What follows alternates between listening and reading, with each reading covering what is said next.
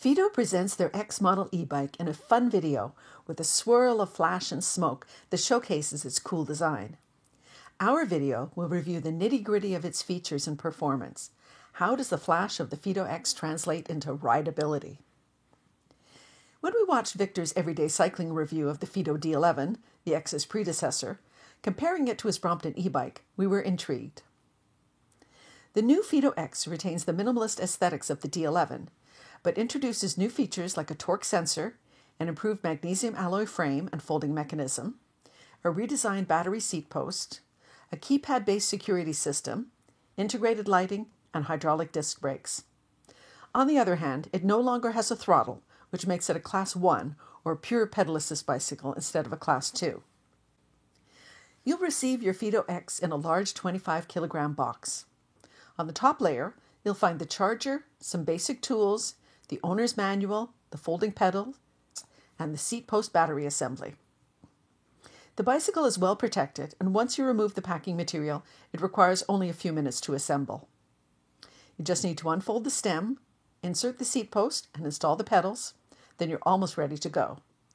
We do recommend taking the time to read the manual, if only to learn how to activate the bike using the keypad. Our battery was fully charged when we received the bicycle. If you've ordered fenders, they're easy to install. The overall bike is rated IPX4, which means protection against splashing water, so it was probably tested with fenders installed. Even if the bike may look better without fenders, we decided to install them. The Fido X wheelbase is shorter than other folding bikes like the Dahon Mariner or the Brompton, but it doesn't feel twitchy while riding. If you're used to only full-size bicycles, you may notice a difference. Cables are internally routed for a sleeker look. Interestingly enough, the steering angle is limited to 60 degrees left and right, most likely to prevent damage to the cables. This can be slightly annoying when moving the bicycle in tight spaces. The foldable stem, manufactured by Dahon, is not telescopic, but the forward tilt angle does provide additional space for a taller rider compared to the previous D11 model. The stack is similar to a Brompton M-Type, but the Fido X reach is shorter. This is mainly due to the unique bottom bracket position, located 75 millimeters forward of the seat tube axis. This results in a more acute virtual seat tube angle than usual, thus providing more room for a tall rider than the reach would initially suggest. As medium-sized riders, we didn't feel cramped riding this bike, and we had plenty of knee room. On the other hand, the unusual bottom bracket position results in a less efficient power transfer compared to a conventional bike, particularly when going uphill with no pedal assist. The seat post height can be adjusted using an easy-to-operate patented clamping mechanism. An engraved scale at the back of the seat post can be handy to quickly reposition the saddle height when unfolding the bike. It also indicates minimum and maximum insertion limits. Using this graphic with your inseam measurement with shoes on, you can estimate the relative location of the saddle to the handlebar. The seat of a rider with an 86 centimeter inseam would be aligned with the handlebar, which we call the neutral position. Taller riders with an inseam of 90 centimeters would need to assume a relatively aggressive riding position, the handlebar being 5 centimeters lower than the saddle. A smaller rider with an inseam of 70 centimeters would see the handlebar 15 centimeters above the saddle, a relatively upright position. Speaking of the saddle, we didn't find it very comfortable, particularly on longer rides. Adjusting the tilt and setback was more difficult than it should be. Even after removing the retaining bolt, we could barely move it, let alone remove it. The 36-volt lithium-ion battery consists of a cluster of 18 650 cells assembled vertically inside the seat post for a total capacity of 418 watts-hour. The seat post, including the saddle, weighs 3.7 kilograms. On either side of the marking scale are two built-in guide rails that transmit the battery power to the electric motor. A connector at the top of the assembly enables easy charging with the battery on or off the bicycle. An 85% charge is achieved within 5 hours, and a full charge requires about 7 hours. Fido advertises a life expectancy of 800 recharge cycles. A spare battery can be purchased for approximately $500 US. The electrical circuitry is certified UL 2849, providing peace of mind when left to charge overnight. This certification is becoming mandatory in some areas of the world. The Fido X comes with either of two electric hub motor configurations, 250 watts, which is the recommended limit in most countries, and 350 watts for the North American market. We tested the 350 watts version. Human power is transmitted by a 52-teeth chainring and an entry-level Shimano tourney derailleur, which includes a protector guard. The 7-speed 1428-teeth cassette provides a rather small 200% range compared to 300% for the Brompton 6-speed. Expect to quickly reach 7th gear and 25 kilometers per hour when riding on flat surfaces. This bicycle wasn't designed for extreme speed. The trigger shifter works well, and we appreciated the gear indicator, absent on some of the latest folding bikes we tested. The bicycle is equipped with 52 406 CST e-bike approved freestyle tires. When inflated between 40 and 65 psi, they adequately insulate the rider from minor road irregularities. FitoX does not have any front or rear suspension, and with its stiff magnesium alloy frame and Spartan saddle, tires are the only source of rider comfort. Traction is good, and rolling resistance seems consistent with tires of this side. The FitoX is equipped with entry-level radius hydraulic brakes mounted on 160mm rotors. Being self-adjusting by design, they may require less maintenance initially compared to mechanical disc brakes, but they could be tricky to fix if a problem occurs on the road. Until then, we appreciate the smooth operation and will likely visit our local bike shop when maintenance is required. The bike's power button is located below the saddle. Once powered on, the bicycle can be unlocked by entering a 6-digit password on the security keypad. The same code is used to unlock and remove the battery seat post.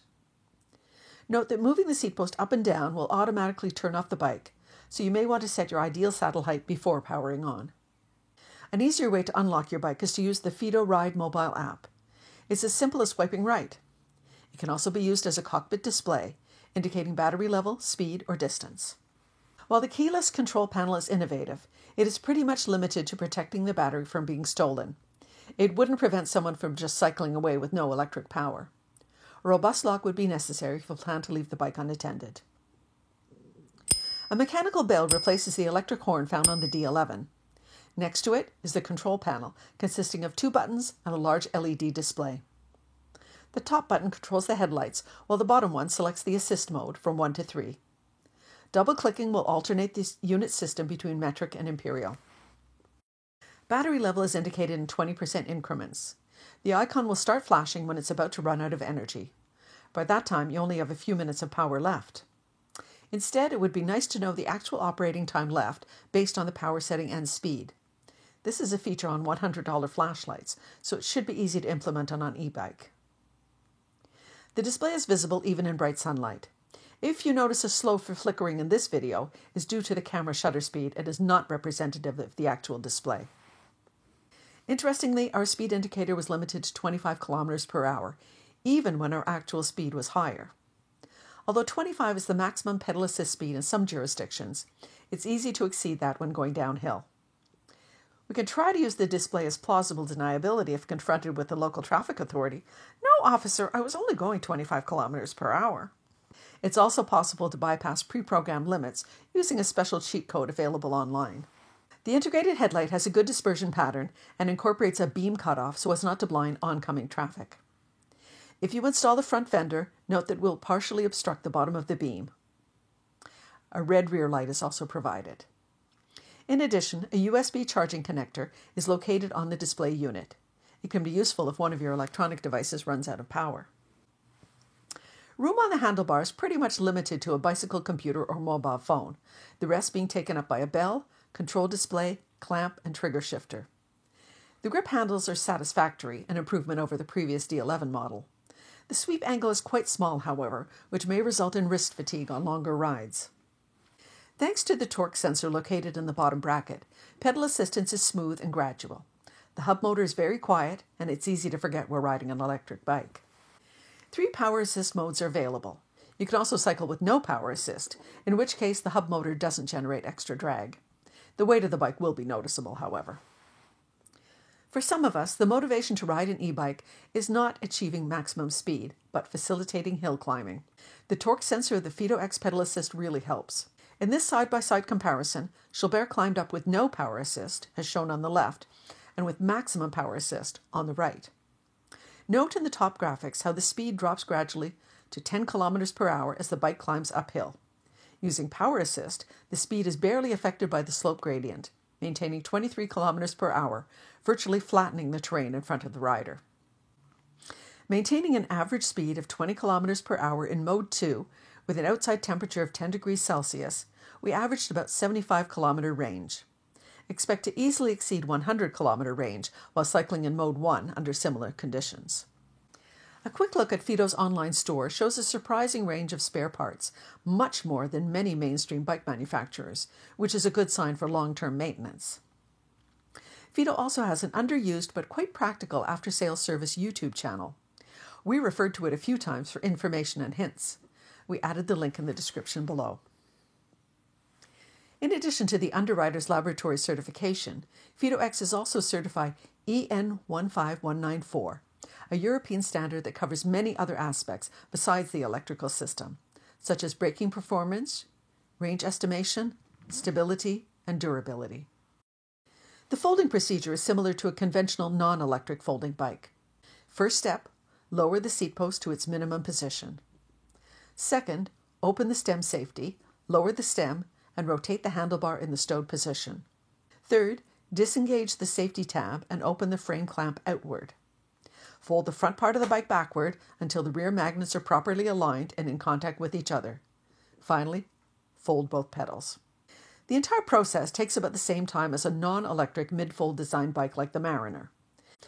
Expect it to take about 30 seconds and faster with practice. Note the stem is not attached to the frame when folded, so it can move when carrying the bike.